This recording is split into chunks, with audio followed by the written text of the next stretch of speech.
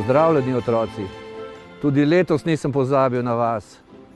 Ja, se me še spomnite, ko sem prišel že s sanmi, ampak letos ne morem. In ustavil sem se po dolgem potovanju tukaj pred čudovitem prazničnem mestu Krško. Poglejte, kako lepo je osvetljen.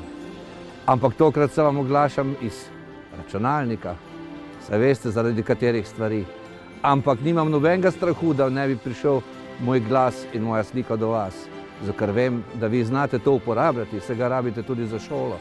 Od vaših staršev sem zvedel, da vas je večina bilo zelo pridnih letos.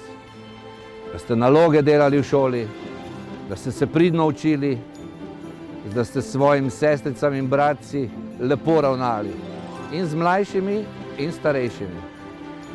Svojim palčkom sem pa naročil, da vam bodo letos prinesli darila, sicer mogoče malo skromnejša, ker me čaka še dolga, dolga pot. Po celem svetu okoli moram iti. Zato vas lepo pozdravljam in se vidimo spet prihodnjič, v naslednjem letu ob istem času. Lep pozdrav!